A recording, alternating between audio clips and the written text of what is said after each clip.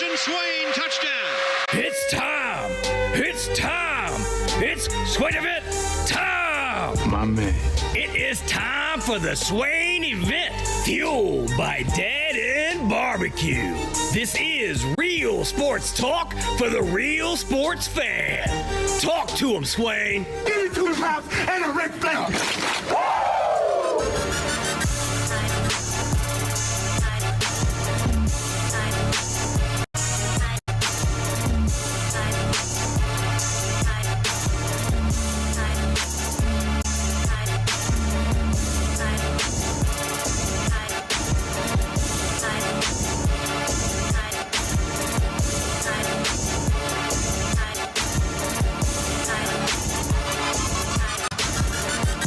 Good morning, welcome to the Swain Event, fueled by Dead End Barbecue, top 100 barbecue restaurant in America. Midweek, best day of the week. Ben McKee, GoVols 247, is back from Arkansas. Home is where the heart is. Home is Knoxville, Tennessee. This is a different feeling this year, Ben McKee. It is June the 11th, and the baseball season is officially over for Tennessee.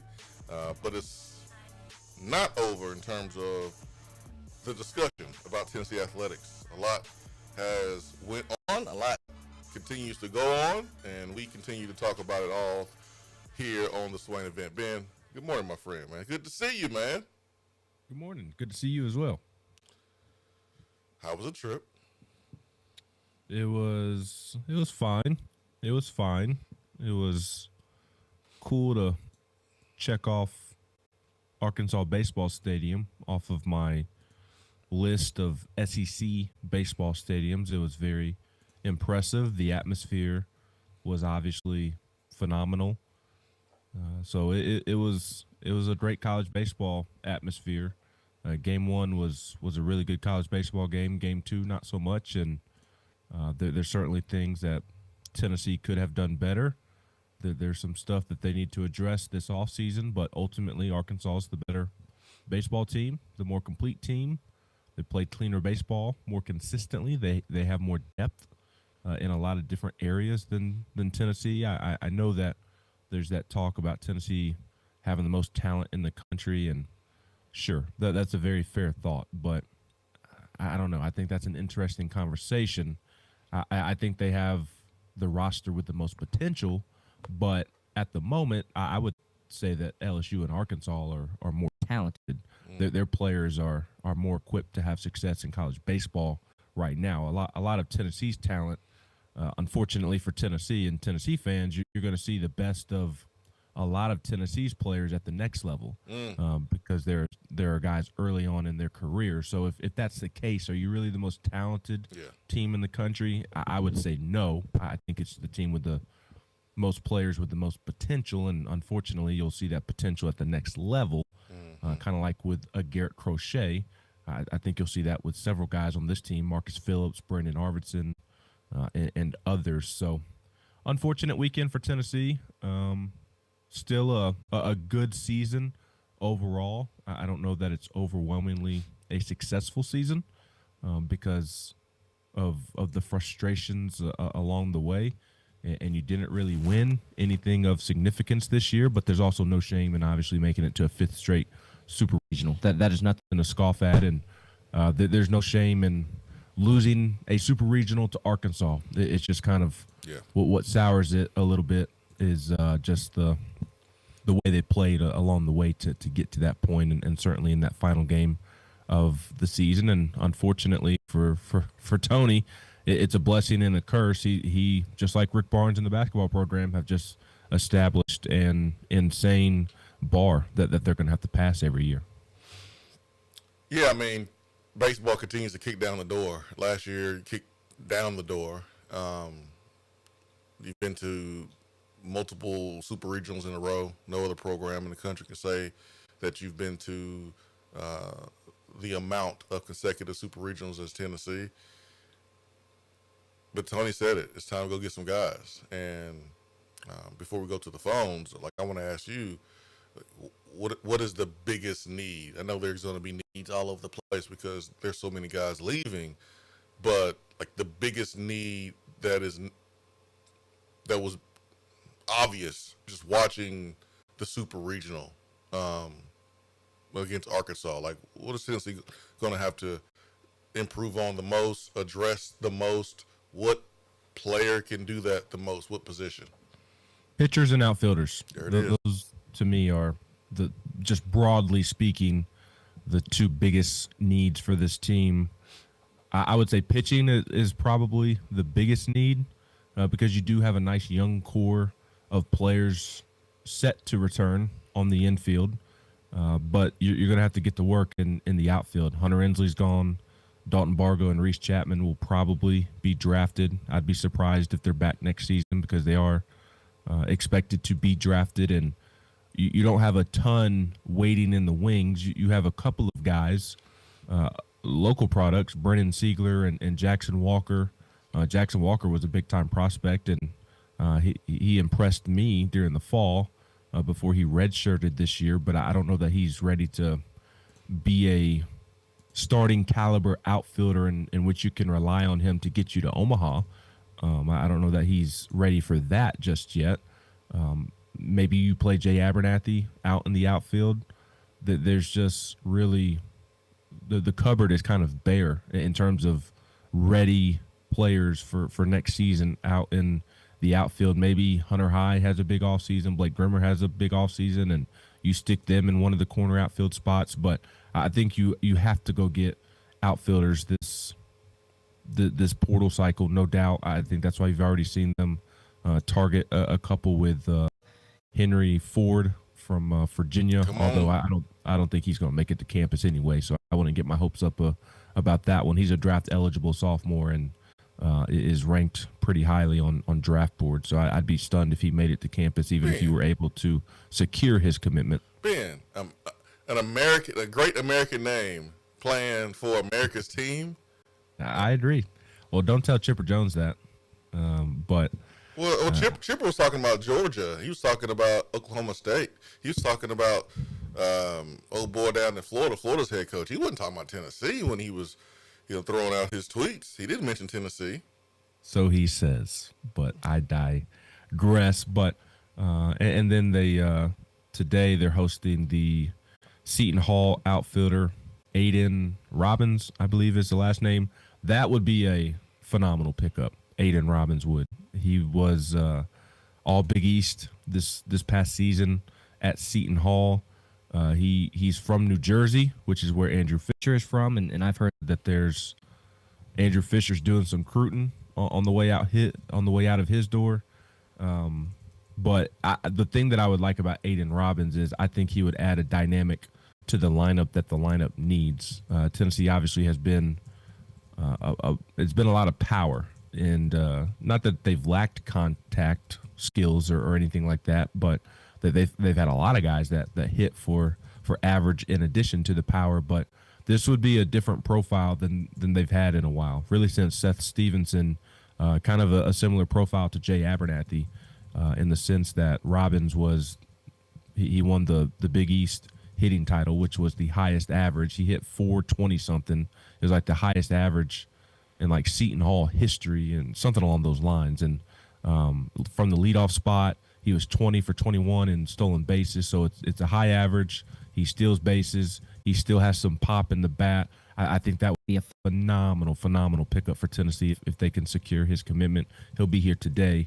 I don't know which outfield spot he would play, but you've already seen them target some outfielders, and then the pitching to me is the biggest thing. You had Liam Doyle, SEC Pitcher of the Year. You're basically guaranteed a win when he was pitching, unless he was pitching against Arkansas this year. But other than that, Marcus Phillips, I feel like had a good overall season. He put himself in position to be drafted very highly in the draft, late first round, early second round. But other than that, you didn't have a whole lot you could count on. I mean, it was very much a roller coaster, and I think the difference with this team and a couple of teams recently that we have seen get to Omaha is that they did not have a guy that they could turn to in the bullpen and just be a bona fide shutdown guy. They had some guys that peaked early in the season, peaked at the end of the season, but they didn't have that one bona fide arm out of the bullpen that consistently throughout the year. And Aaron Combs, Sean Hunley, Redmond Walsh, on and on and on. There's several others I could mention. I don't want to leave anybody off, but they didn't have that one go-to guy that they could trust. And Tony kind of said that in his post-game press conference that I forget exactly how he said it, but he essentially said that they lacked a closer, and that's what he meant. Not the traditional Mariano Rivera ninth inning 1-2-3, but the guy in high leverage situations at the end of the game that could come in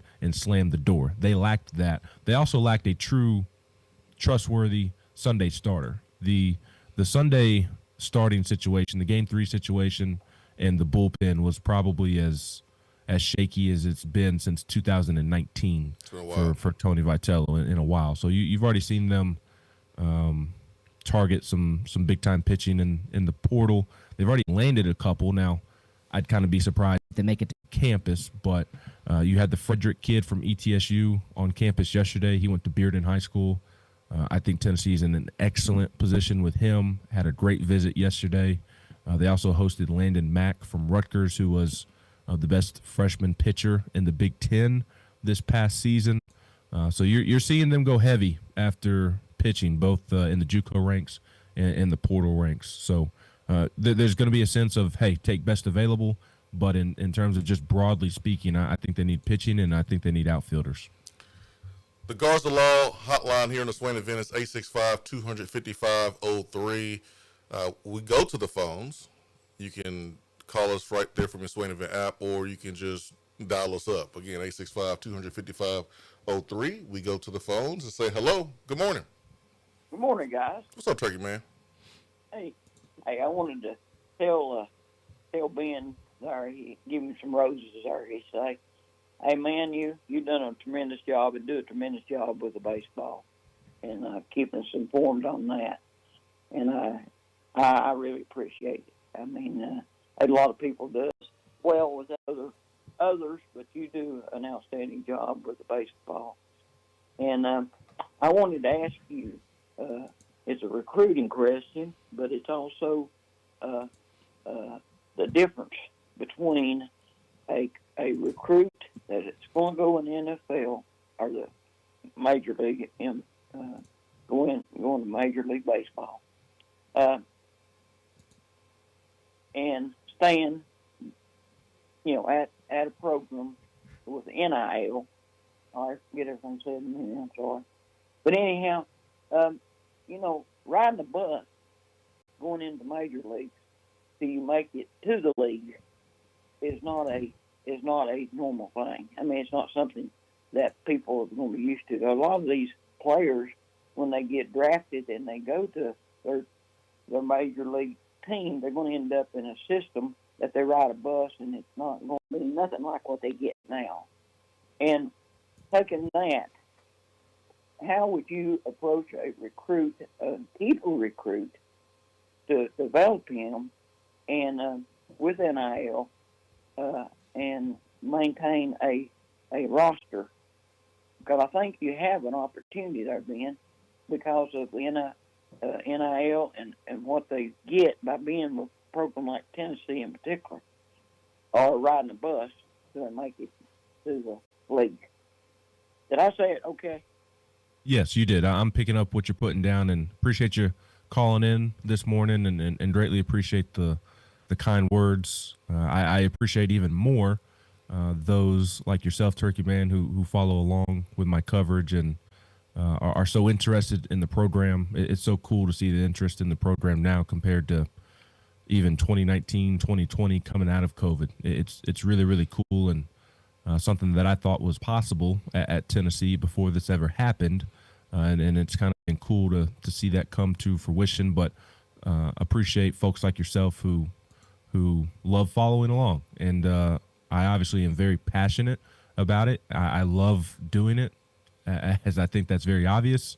And I wouldn't be able to do that without people like yourself, Turkey Man, and so many others who follow along and desire more and more coverage. So I appreciate y'all more than you know. And lastly, I'll say I greatly appreciate Swain for giving me the floor this time of year, the last several years, to really provide baseball coverage and have lengthy conversations at a football school, quite frankly. So I appreciate Swain as well for giving me a platform to kind of discuss baseball and have in-depth conversations and provide in-depth coverage and not surface level coverage. So appreciate Swain as well. And in that regard, if I'm a top prospect, I'm going to the SEC, unless I am like there's two Tennessee signees right now that are going to be top 10, top 15 picks in the draft.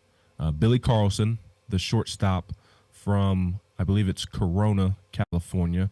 He was on the best high school baseball team in America this year. He was the Vanderbilt commit. Tim Corbin was not loyal to a couple of his assistants that rubbed him the wrong way. He decommitted. Tony swooped in and secured his commitment, probably more as a middle finger to Vanderbilt than anything else, because this young man was – it would have taken an injury for him to not be drafted in the top 10, top 15. But, like, his signing bonus is going to be $5 to $7 million. And the other one is an Alabama native, Steele Hall, which is a phenomenal baseball name. He plays at Hewitt-Trussville just outside of Birmingham. And I joked with somebody in the program while I was on my way down to Hoover for the SEC tournament, because you pass Hewitt-Trussville and all the signs and whatnot as you're getting into Birmingham, Northeast Birmingham. And I joked because Steele Hall is going to be a top 15 pick as well. He's a shortstop. He's young for his draft class. I think he's only 17 as well. So there's a lot to like there if you're a pro team, a pro organization. And he's been on mock drafts going high for the longest time. There's months now. It's been understood that he's not going to make it to campus. So I joked with somebody in the Tennessee program, like, hey, did you stop at Hewitt-Trussville and try to talk Steele Hall out of going into the draft? And he's like, well, unless we've got $5 million sitting around somewhere that I don't know about, I didn't want to waste my time today. I met with him back when we played in Tuscaloosa against Alabama earlier in the season. So my point that I'm getting to is, like, $5 million is life-changing, right, as a signing bonus for a 17, 18-year-old young man coming out of high school. That can really change your family, especially if you handle the money the right way and are responsible with it and take care of it and invest kind of in different things and are just smart with your money. That can go a long ways. Even $5 million is life-changing. I don't think I'm breaking any news there. So if it's that type of money, then you're not going to say no to that. Even if you want to go to college, like, that's not something you can risk going back to the likelihood that you go to college and, jump up 5 spots, like somebody like that, you're not going to come to college. But if you're a Levi Clark and you're a second, third round guy, if you're a Tegan Coons and Anson Seibert, who was out this year with an arm injury but was ranked even higher than Tegan Coons coming into college, like, you're second and third round, I could sign for $1 million right now, north of $1 million, and that's obviously a lot of money. That's life-changing money as well. But I could go to Tennessee and develop, rather than what Turkeyman was saying, riding the bus for these single A, low A, that minor league lifestyle that is not appealing whatsoever. I'll probably develop better at Tennessee for a year or two. And like a Tegan Coons, who is a 2-year draft guy, he'll be draft eligible as a sophomore next year. I can go to Tennessee. I can have 2 strong seasons. I know things didn't really work out for Tegan the way everybody expected, but he still got a lot to pitch for next season. If Tegan, has a big year as a sophomore, he's going to be a first-round pick and sign for millions of dollars, and he would have been developed, and the lifestyle was better along the way at Tennessee, where you're treated really well compared to how you're treated as a minor leaguer, especially at the lower levels, and you're going to make even more money than kind of you passed up on coming out of high school. So I'm with you, Turkey Man. I think the way of life for an SEC baseball player right now, especially at the top-notch programs, way of life is so much sweeter than it is on the minor league level right now. And I think you're getting just as good coaching. I really do. You can't convince me that a pitcher isn't getting just as good coaching from Frank Anderson, if not better than a single A baseball team in the minor leagues. You can't convince me otherwise. So you're being just as developed, if not more. You're making a little bit of money along the way, and theoretically, if everything goes according to plan, you're going to make more money on the back end when you're draft eligible again. Chip Payne says, being where you discussed about the pitcher roots antics, me not really, because if he was on the baseballs, we would love it. And we did have someone like him, Doyle. I saw him getting that Andrew Fisher. I mean, I didn't have a problem with it. My thing, and I'll turn it back over to you because the question was directed to you, but I just want some consistency. I mean, Cannon Peebles was ejected for responding to someone that was talking to him, but you turn around and you have this. And I know it's different ups, and so, like, this is subjective, what you feel like is a worthy cause of being ejected when it comes to trash talk. But, like, I just want some consistency. I have no problem with what Arkansas's pitcher said and did, and didn't bother me one bit. It did not bother me per se. Now, I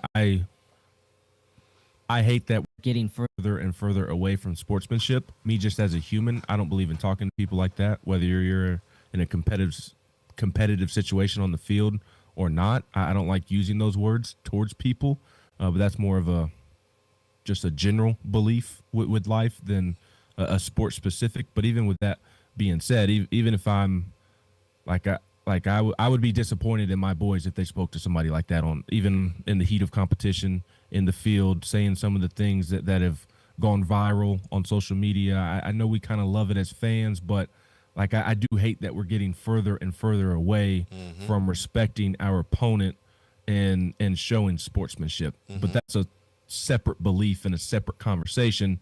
But to that specific question, I didn't really have a problem with it. My problem is not with Zach Root. My problem is with social media and the college baseball society, community is the better word, that has a double standard for Tennessee. There are a lot of hypocrites when it comes to Tennessee. Does Tennessee do things that are over the top at times? Yes. They do that. Drew Gilbert, what's that? So no one did that this year. No, nobody did that this year. Drew Gilbert, not a great look when he turned around and did what he did to the umpire in the Notre Dame series. Jordan Beck, what he did to the Georgia Tech outfield, that's not cool. Like, it's funny. Like, we can laugh and whatnot. I don't have a problem in that way of looking at it. But, my point is that Tennessee has done some foolish things on the field as well, and rightfully have deserved criticism for it. My issue is that people act like Tennessee is the only one that does it. It's a problem across the sport and really across sports in general right now. Again, kind of going back to my thoughts about lack of sportsmanship and respect for the opponent. It ain't just sports, brother. Yes, you're spot on. Yeah, I think how we treat each other in society has bled over to sports, and totally agree. We're seeing changes in sports, and I agree with you 100%. It didn't bother me because it's something that I condone, something that I would do. But those type of conversations happened all the time in football. You just never saw it because guys got helmets on, and so you get used to it. And we're just now seeing it like this in baseball. But hey, man, I think you're spot on. I agree with you 100%. But the way we treat each other over time, man, it's gotten worse. We don't respect each other like that. No, and it's the double standard that bothers me. And this is not me speaking because I cover the Tennessee baseball program or I went to UT or however you want to phrase it. Somebody from the outside looking in, an opposing fan would view me kind of sticking up for them. It's just wrong. I'm not condoning Tennessee's behavior at all times, but they're made out to be these awful people that they're not. They are not awful people whatsoever, and I see examples every weekend throughout the season of folks acting exactly the way Tennessee does, and Tennessee receives a lot of criticism for it, and sometimes it's not unfair criticism. But if you're going to criticize Tennessee for things that others are doing as well, those folks need to be criticized just as much. And honestly, the one that bugs me the most in terms of the hypocrisy is the way Tony Vitello is treated, because he's treated as if he is the devil. And you want to look at the devil, go down to Gainesville and Kevin O'Sullivan. He has a long track record of treating people the wrong way. And there are other coaches across America who act like a child on game day that don't receive negative attention for it. But the one time Tony comes out and does something, then it's like he needs to be locked up in Alcatraz for the next 10 years. And it's just the hypocrisy in that Zach Root moment, and just the overall Hippocratic, I don't even know if that's the right word, but the energy in terms of being a hypocrite towards Tennessee, it's not right, and it should not continue to happen. It will continue to happen, but it just like the real Tony Vitello was the Tony Vitello after the game. Yeah, he's very fiery when the competitive juices are flowing, but the real Tony Vitello is the one that got choked up post game, not because he loves Arkansas, but because he loves the coaching staff at Arkansas and the respect that he has for Dave Van Horn. He played with one of the assistant coaches at Missouri. He coached another one of the assistant coaches. It's not a love for Arkansas. I know Tennessee fans are freaking out about that. Does he have an appreciation for Arkansas? Yes. Is it some deep love that's going to result in him ending up in Arkansas one day? No. He might take the Arkansas job one day, but it's not because he's just deeply in love with it or what it's made out to be by Arkansas fans, and that crept into concern. Those emotions were because of the respect for the people in the other dugout, not for the University of Arkansas. And that's why you saw the video of him sticking around and talking to Dave Van Horn, because of the amount of respect he has for him. That's the real Tony Vitello. He would give the shirt off of his back for a lot of different people. He holds grudges. He's fiery and maybe goes over the top in game situations from time to time, but he's not some Kevin O'Sullivan is what people think Tony Vitello is, and that's not Tony Vitello. Freaking out about his love, air quotes, Arkansas was like the furthest thing that I thought about when I saw that. I mean, I thought it was pretty clear that when you recruit the way Tony Vitello has recruited throughout his career, we understand, guys, recruiting is about relationships. And it's not about only having a relationship to get a player to play for you. You're just naturally good at building relationships, whether they can do something for you or not. Like, don't you hate that one person that always comes around when they need something? Or you can tell when they want something, when they're being like overly nice to you and talking to you and engaging with you. Tony Vitello is the type of dude that genuinely cares about relationships. And when you have someone who is like that, they're naturally going to be good at recruiting. They're naturally going to be good at leading a group of young men, and those young men playing for him the way that we've seen players play for him at Tennessee.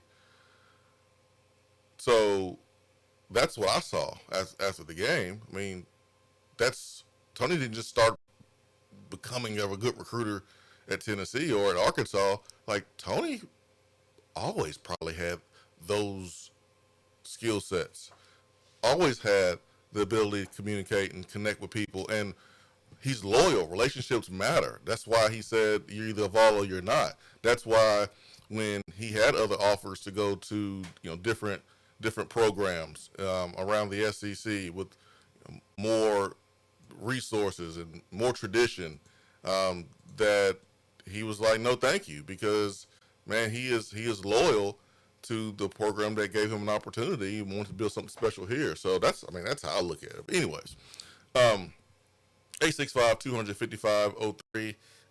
is our telephone number. Let me go back to the text box here. Eric, we already discussed Chapman and Bargo possibly, not being back next year. Let's see here. Who's going to play the middle infield for Brian Hunsucker? And I will not mention Ariel Antigua. I don't think he is a starting middle infielder at Tennessee next year. Maybe he surprises me. Maybe he has a nice offseason and finally lives up to the potential that a lot of people thought and think that he had coming out of high school.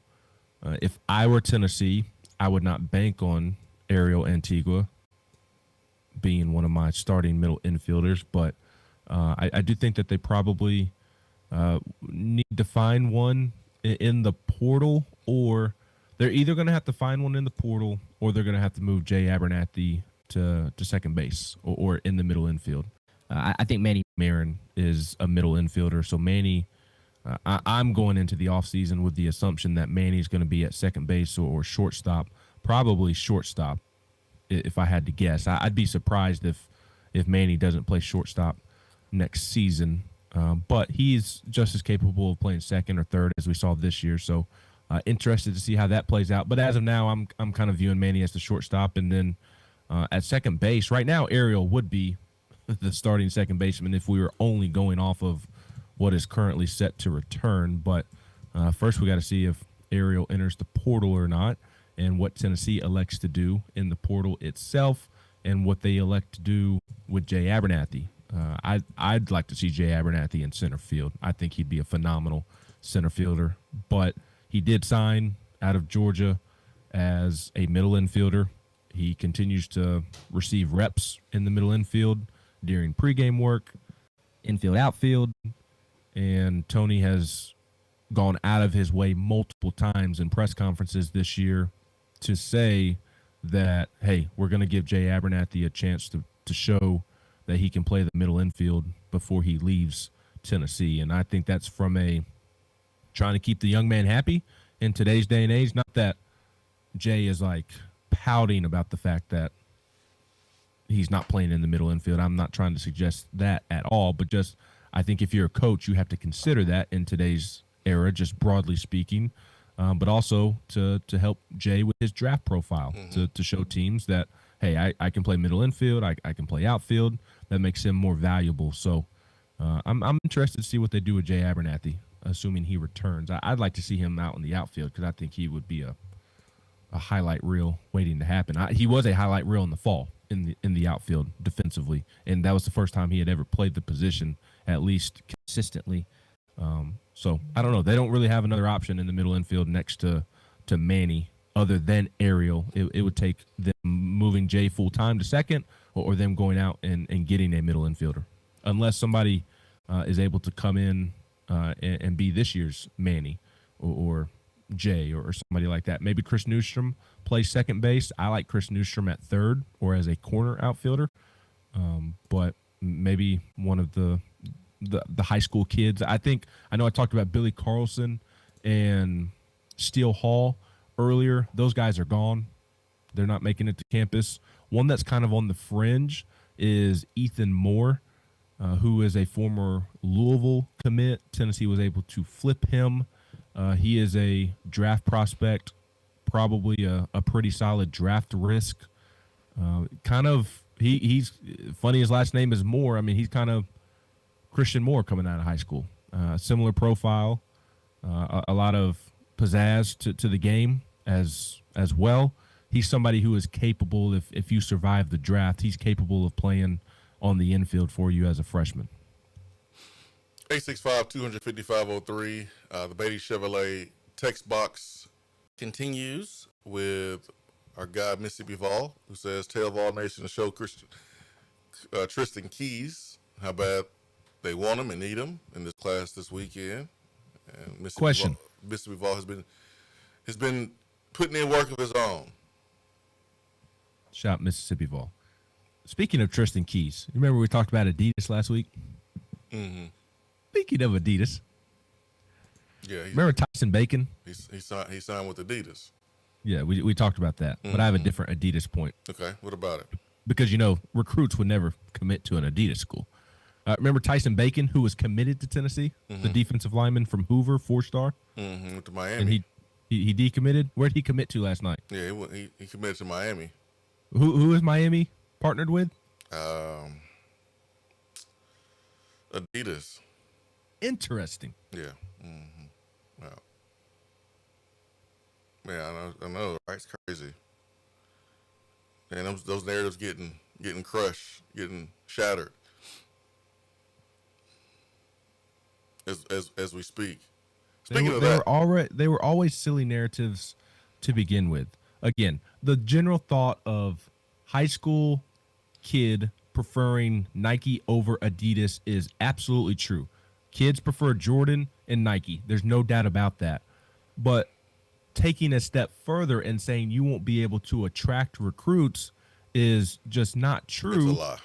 Because they're not just there's money involved, and money rules all, and money more often than not is the determining factor in a decision when picking a job. And that's essentially what high school recruiting is now. You're picking which job do you want to sign up for, and a lot of these kids are mostly picking the one with more money. And how do you think A&M recruits the classes that it has every single season? They're top 5, top 10 every single year as an Adidas school. Why do you think that is? Because they're paying more money. It's really that simple, huh? Speaking of that, I encourage people to go check out the Netflix series. Netflix series Power Moves, starring Shaquille O'Neal. It featured Tennessee signee and freshman Nate Ament, and if you watch that, you will hear him pronounce his name. The documentary or the series is about Reebok making a surge back into the world of sports as an apparel company. Adidas bought them, but Reebok, over the last couple of years, I guess went back independent and kind of started all over. Brought in Shaq to be the president of basketball operations, and then Allen Iverson to be the vice president. And so they went out and signed a WNBA player, NBA player, G League player, and wanted a high school player. And that high school player was Nate Ament. And you get a chance to see Nate being recruited by Shaq's son, and getting a chance to see kind of like the makeup and his family. And it's no surprise why he was a perfect fit for Tennessee and Rick Barnes. Like, he is a Rick Barnes player. But I encourage people to go and check that out. I thought it was pretty cool and provided a lot of pretty cool insight. 865-255-03. Man, I do need to slap myself with some baby powder, because Chip Payne says if you haven't seen Zakai Ziegler's film Bet on Me, I suggest you slap yourself in the face with some baby powder. I need to do that, because I got Netflix, I got Disney Plus, I think I got Hulu, but I don't really be on Hulu like that. And when there's nothing on TV, I'll venture over to those streaming services trying to find something to kind of watch. And it slips my mind to go and watch that. I would have watched it if it was like on one of those, if it was like ESPN Plus or something like that. But it keeps slipping my mind, so I can't let that happen again. Well, now that baseball season is over, I'm glad I can finally watch the Chris Lofton documentary and the Zakai Ziegler documentary. Oh man, I still haven't watched the Hunter Ensley documentary that UT put together. Yeah, I'm behind. I'm behind on a lot of shows. There's a lot of sports documentaries on Netflix that I'm getting caught up on. I know you were just a big fan of Full Swing, but that's what I watched while I was on the plane the last couple of days is Full Swing, getting ready for the U.S. Open this weekend, which also, by the way, we have a shout-out today, Swaino, Today is the birthday of the great Seth Stokes. So, Stokes, I hope you hear this. Happy birthday, my friend. I got Stokes. Happy birthday to Stokes, man. How old is he? Like 44? He might be 41. Is he older or younger than you? I think he's like a month or so older than me. I want to say. Well, the face looks like it's still 30. So Yeah, still got Stokes the is baby living right. face. Still got that baby face. Ain't no doubt in that. I hope he celebrates the birthday with a slab of ribs and a nice fork. Oh man, he'll never live that one down. Ever. 865-255-03. Baby Chevrolet text box is open. Also the phone lines, 865-255-03. That is the Garza Law hotline. GarzaLaw.com is the website. We will take a brief time out and come back on the other side. Swain Event, fueled by Dead End Barbecue, Ben McKee, Go Vols 247. I'm Jason Swain here in the Low T Center studio.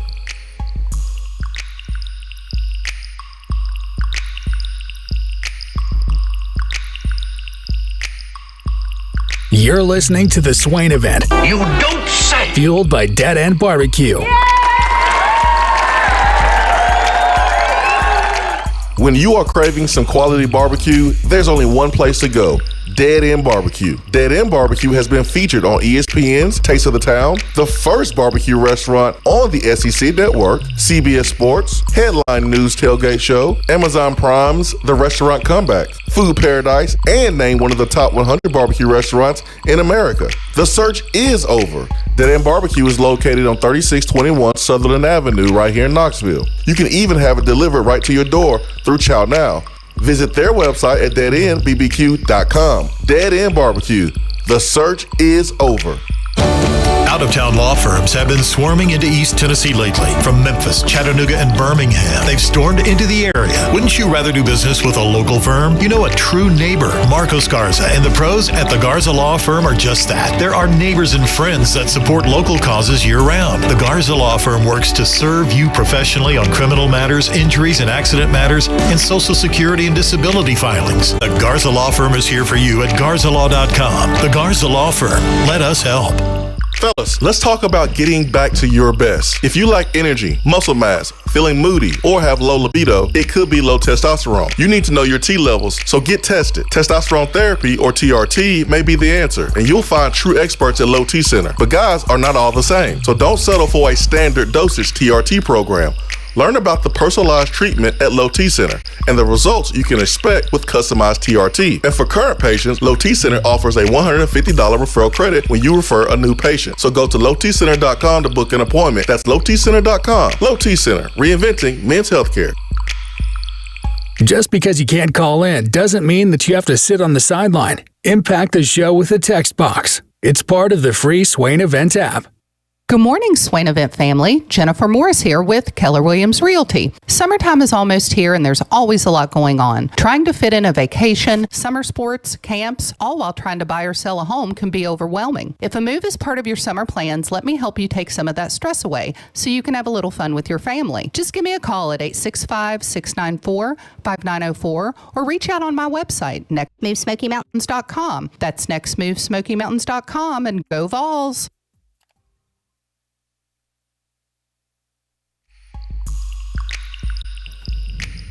Swain Event, SwainEvent.com, fueled by Dead End Barbecue. Top 100 barbecue restaurant in America. Ben McKee, Go Vols 247. I'm Jason Swain. Ben was traveling yesterday, so that's why we moved the show from yesterday to today. We'll be back in the morning, and we'll have a lot to discuss these next 2 days. As we kind of move a little bit away from baseball here, big news that took place on Friday was the House settlement. And that was passed and pushed through by a judge in California. Does that mean everything is good? No. But it's better than it was last week, this time of the week. It's better than it was when NIL first came out, when the transfer portal allowed guys to transfer anywhere at any time. It's better. We understand where Danny White stands, Tennessee's athletic director. It's clear for him that the best course of action is collective bargaining. But for right now, July 1st will be the date where schools can directly pay their players. Year one, $20 million that will be distributed amongst the athletes. 13, 14, 15 million of that will go to football. There'll be a nice little piece that goes to basketball. And then the rest of the sports will get the rest of the pie. All the major players who are trying to win a championship of football, it's about finding creative ways through NIL to add to that $20 million or that 13, 14, $15 million that will be allocated towards football. Dude, I read something the other day where Texas Tech, according to Brandon Marcello, will pay its players $55 million revenue sharing plus NIL among all its programs this year, saying that the Red Raiders perhaps will be the highest paying college athletic program in the country. They got oil money. They doing it over there. They went out, brought in one of the best softball players in the country and was able to get to the final game the first time ever in the College World Series. And they bringing her back again and giving her another $1 million. Tells you all you need to know about Texas Tech. Exactly. Under Armour School, Texas Tech. Really? Yeah, Under Armour. Mm-hmm. Yeah, below Adidas, actually. Yeah, below Adidas. But I'll say this: I don't see a bunch of football dudes going to Texas Tech, and they was 8-4 last year. I mean, as much money they're spending and going to spend, I'm gonna need for them to be a little bit better than 8-4. But hey, you got to do it to even compete. And if you don't do it, there's no chance of competing. You have to do it to even have a chance. And so that's where we are. Enforcement of the rules we'll see how it's enforced, but it sounds like it's gonna be pretty serious though. Any deals outside of the rev share, NIL deals that are above $600 will be reviewed, and this is where you get tricky. If the deal is way more than what the enforcement arm thinks it should be, then they're going to deny the deal. And you can appeal the deal. If you get denied and you continue to pay that deal, that player could be deemed ineligible. It gets tricky because how are you going to tell a player what he's worth? So the players will continue to win. The lawyers will continue to win. There'll be more court cases. There'll be more lawsuits. But we did take a step. And not everyone's happy about it. But Tennessee will pay their athletes starting first. It's very important for Tennessee to be creative in ways to generate income on top of rev share, because you got some programs on the hill that are good. Remember, everything's school. And so you want to continue to recruit high-level talent. You want to continue to retain high-level talent. So we'll see how all that plays out. 865-255-03. Tennessee football news. It'll be a busy 2 weeks for Tennessee football, with official visits to wrap up the month of June. Had a nice weekend this past weekend. Seemed productive, but everybody has a good weekend on official visits these days. You really got to be in a bad spot, unorganized as a program to not impress a recruit to a certain extent on these visits, especially at a place like Tennessee. You got too much natural good built in for these young men to not enjoy their visits. So it seemed like it was productive, Swaino, but the proof will be in the pudding when these young men announced their decisions. I think there were like 6 or 7 guys on campus this past weekend, Mm-hmm. but the next 2 weekends, it's like 20 each weekend to round out the month of June. So it'll be very, very busy. And this month is not only this month, but this time of year, late spring, early summer is when a lot of the recruiting class is made, where you put a lot of hay in the barn. So a couple of big weeks coming up for Tennessee football. Yeah, I never thought it was over with Tristan Keys when he committed to LSU. Tennessee will still be in the thick of things. Miami, so we'll see, man. I know LSU is dream school growing up, but hey, man, you got a quarterback that's locked in for the future, and Faison Brandon, and you got some young quarterbacks currently on the roster. One of them can get you to football. So, I mean, that's something I look at along with fits, along with relationships, which Tennessee does a really good job of that with recruits. And, of course, you want to be compensated according to, your worth and what you think you are, valued at. So, something to pay attention to for sure. I mean, Tennessee made a big impression over the weekend with some big-time players.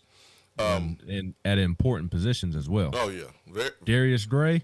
Yeah, come on down. Yeah. That's when it feels like Swain and I are maybe going a little too much over the top with our criticism.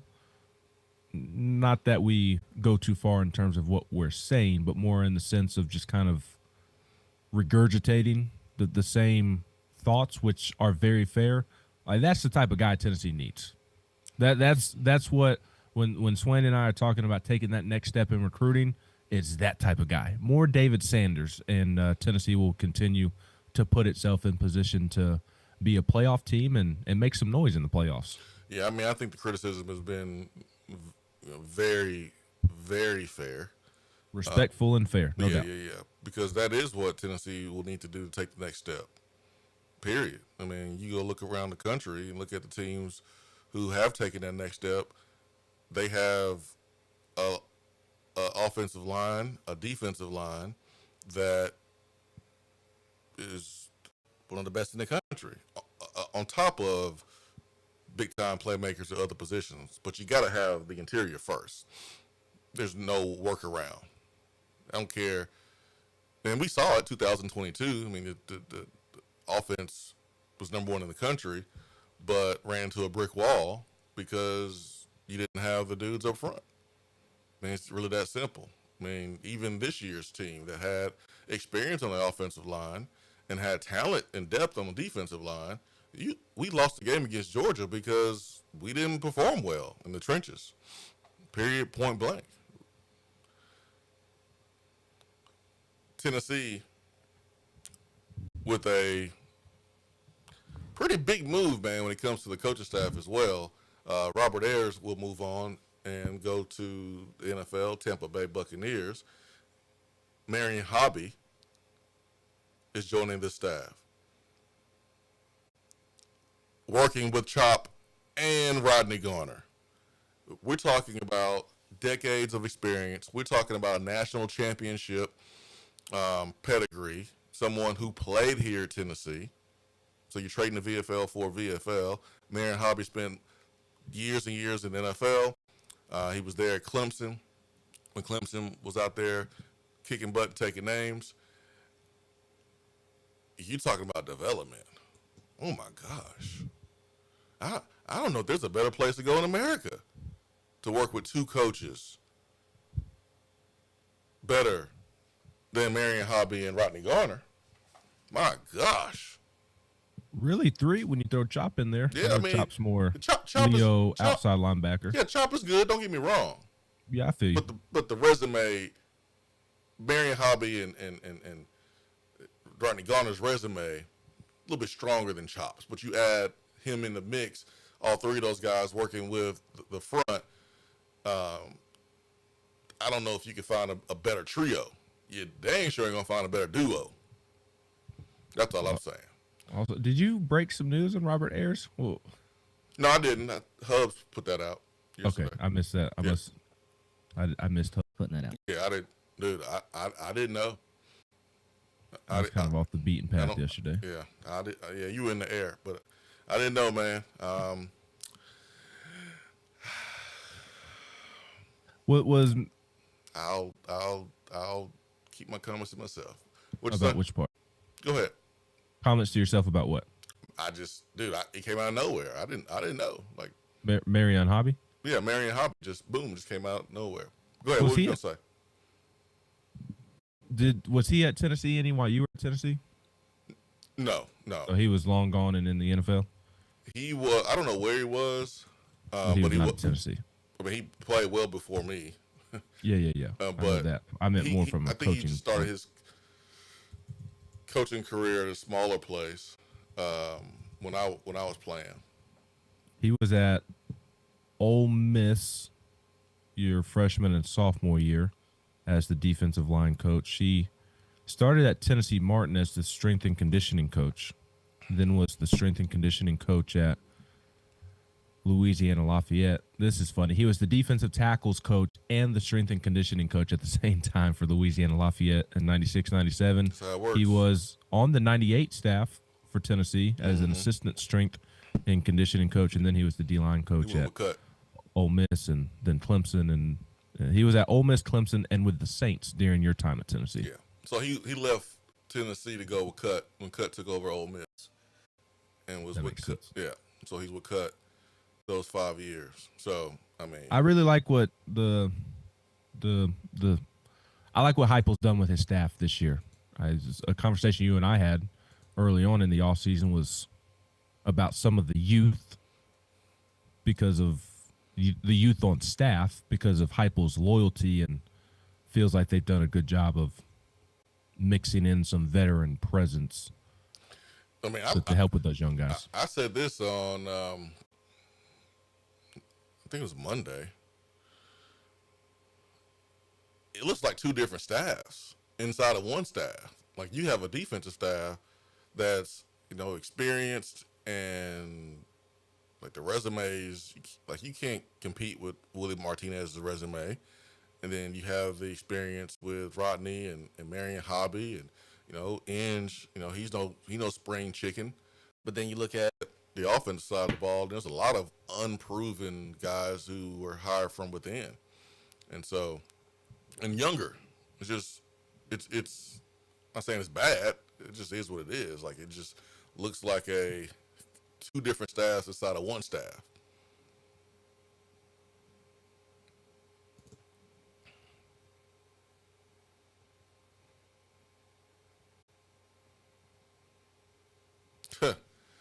What kind of enhancements to the app can we expect from Swain's NIL back pay? I don't get any money. That back pay goes from 2016 to 24. So that's unfortunate. Yeah, I don't get any money. Do we know how much money each individual is getting? No clue. No clue.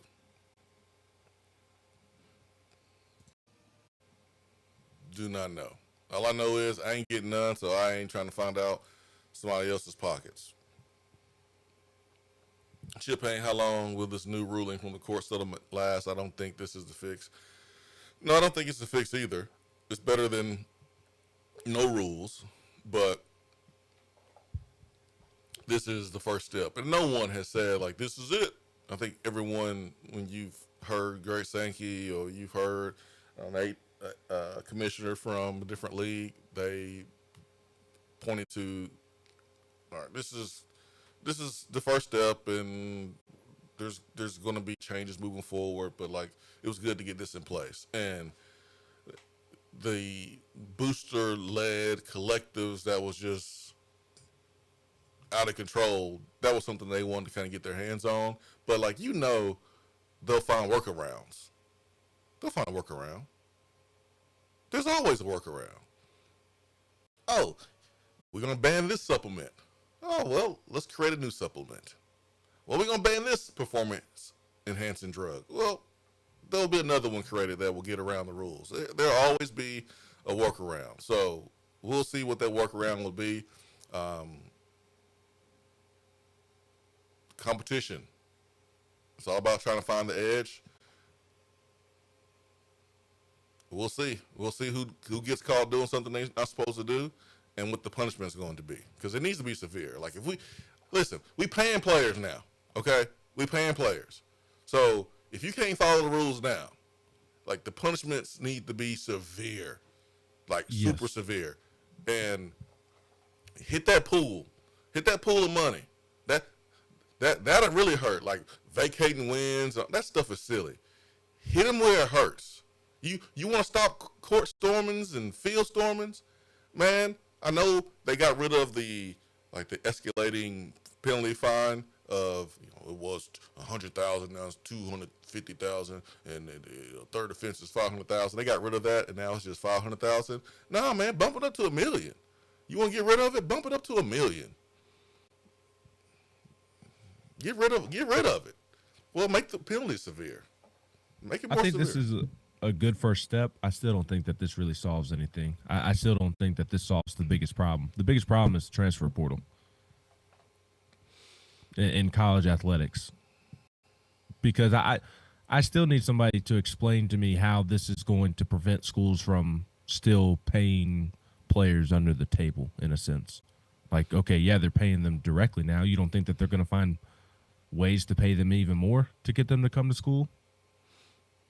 Like, okay, NIL deals, like they're still going to use those to enhance the opportunities at their school. Like, I need somebody to explain to me how this is going to prevent teams from outbidding one another, because that's still going to go on. Whether it's under the table, on top of the table, McDonald's bags, Chick-fil-A bags, like it's going to happen still. So, like the money is always going to be a part of college athletics. It has been since Eric Dickerson was playing. It will be when Jalen McKee is the starting catcher for Tony Vitello in 20 years. Like it's still going to be popping in that regard. And the most annoying thing for me with college athletics right now is not the money part of it. It's the transfer portal. To me, that is the most annoying part of college athletics right now. How you cannot, as a fan, you cannot bank on being able to root for this guy or that guy for 3 to 4 years. Everybody's switching spots every year. How can you commit to being a true fan of this player or that player when they may not even be here the next year? Like Boo Carter, Arion Carter, easily could have been elsewhere this offseason. Easily. And now we're just going to proceed like, oh, okay, fan favorite. Well, they almost weren't a fan favorite because Ole Miss was snooping around. Just like Lane was snooping around with Nico before the Nico stuff ever even took place publicly. So, like, to me, that's the most annoying part in sports. And look, that's not to suggest that the transfer portal isn't good in certain ways. It is good in certain ways. I do believe that athletes should have an avenue out of a poor situation, because they could find themselves in a poor situation with the school that they signed for. And like I know, like Andrew Fisher, Liam Doyle, like they were guys that were at 3 schools in 3 years. And it obviously benefited them in a big way because they continued to elevate within the career and maximize their earning potential. There's nothing at all wrong with that. But as a fan of individual teams, and Tennessee got the good end of the stick, because now they'll always kind of be thought of as Tennessee guys, and they were two of the absolute best players in the country this season. But I mean, it's still it's still a little weird in terms of a rooting interest as a fan that you just have guys bouncing from one school to the next year in and year out. And like a Jonas Adu situation should not happen in sports. It just in college athletics. It just really shouldn't. Yeah, what turns me off is and this bill could help some of that, but like players threatening to leave, putting cryptic messages up, agents shopping their clients, holding schools hostage. Like that has kind of rubbed me the wrong way and turned me off. Me too. But if the portal isn't as easy to jump into, are they making those threats? Because then the threats wouldn't be as much of a threat because you can't easily leave like they're able to now. Yeah, I mean, listen, if one school is willing to pay you $15,000 more or $50,000 more, because now schools have to be really conscious of how they spend their money because of the revenue share pool. But at the same time, there's going to be some schools that will have access to way more because of the NIL funding that they're going to have. And so there's going to be a whole nother pool of money that they can pull from to compensate players that they really, really want. So, again, it's still going to go back to the schools with the biggest bank will have the opportunity to put together the best rosters and have the best opportunity to win. Now, Texas Tech, $55 million, that's unlike what we're going to see with some of the big-time football programs around the country. But still, like, you got to be operating along those lines to even have a chance and compete. 865-250-503. Let's go back to the phones. Good morning. Hey, good morning. What's up, man? Hey, not much. Justin in Florida. Hey, Justin. Hey, how you guys doing? Good, man.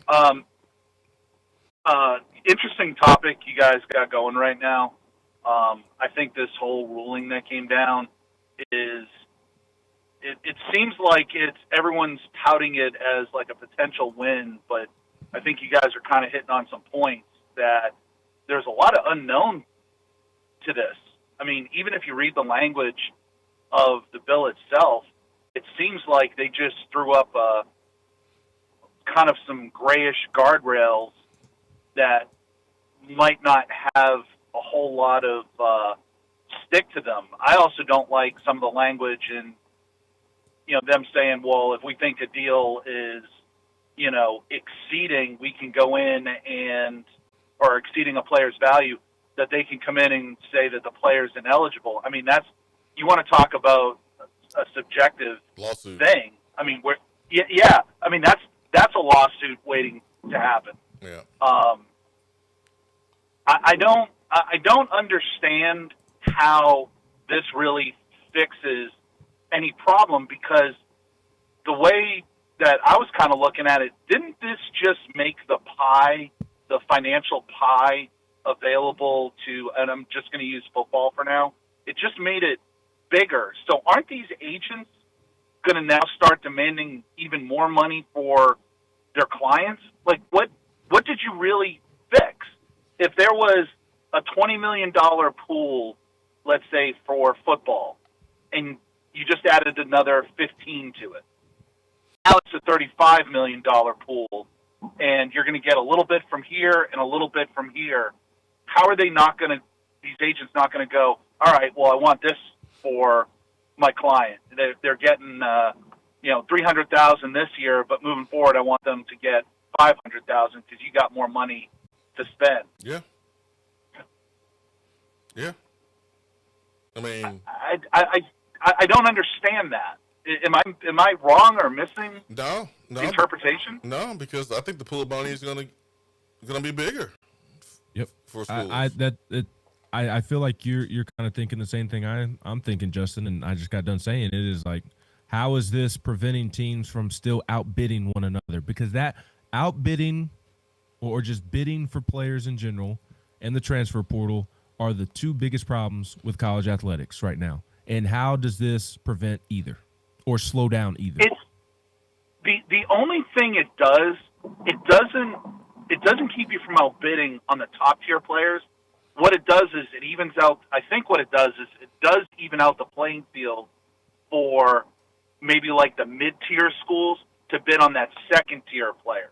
So someone that maybe an SEC team looked at as, hey, you're not our top 2 offensive linemen in this class. You're our another school, and you're their number 1. Now maybe the money is so at this other school that much more where it's like, okay, I'm not going to sacrifice, just going to the SEC school, taking a little bit less money. I'm now going to be getting paid way more. That's the only benefit I think it brings.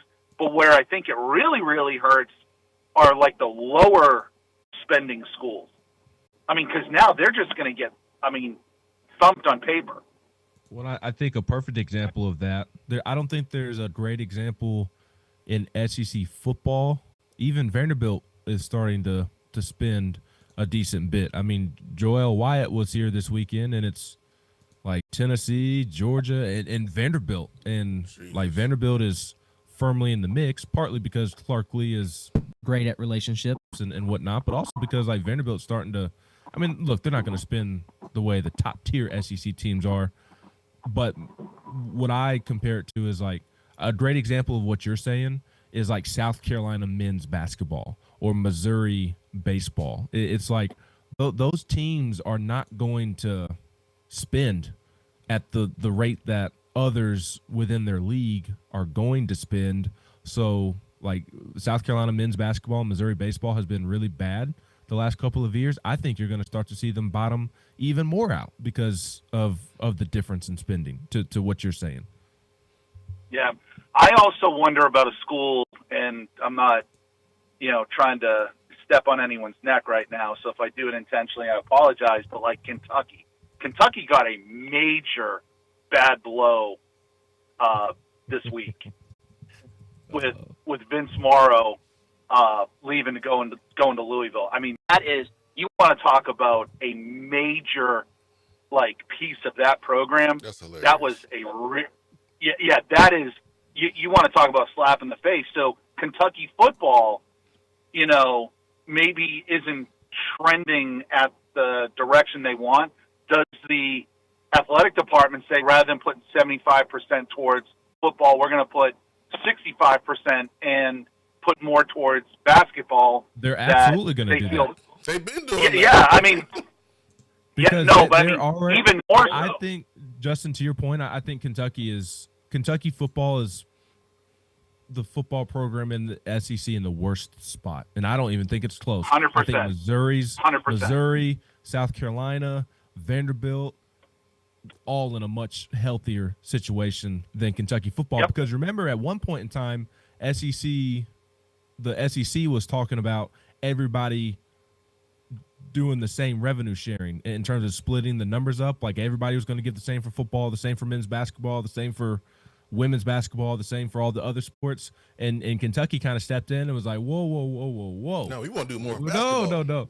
We want to give more to basketball than these numbers are being drawn up. And yeah, Kentucky football is down bad right now. And the Vince Morrow thing is by far the funniest storyline in the SEC this offseason. Yeah, it's over. It's over for Stoops in Kentucky. It's over. All right, Justin. Thanks, man. Hey, real quick, Ben, are you going to be putting something out where the young guys on the baseball team, where they're going to be heading to play this summer? Yes, that is on my to-do list. A lot of the guys who are redshirting this year are up in a lot of the guys who did redshirt this year are up in the Tri-Cities playing in the Appy League, but you'll have others like Tegan Coons. I know he's going to Team USA, and then he's going to go to the Cape Cod, and then he's going to come back early and get to work with Quentin Eberhardt. I think I mentioned this on the pod. Maybe it was my own pod. I thought I mentioned it on the show last week, but I know there's been a lot of freak out of Tegan Coons transferring because he did not pitch in the Knoxville Regional and did not pitch this past weekend. I'd be surprised if he's not here next year. So I know he's going to the Cape Cod and Team USA, which will be great for him this off season. But yeah, I'm planning on getting around to that. There's a lot of things on my to-do list right now. Yeah, I figured there was a lot of moving pieces with checking out, recruits coming in and so forth. I was just kind of wondering where guys were going to end up playing. But love the show, guys. Talk to you soon. Yeah, thank you. Appreciate you, Justin.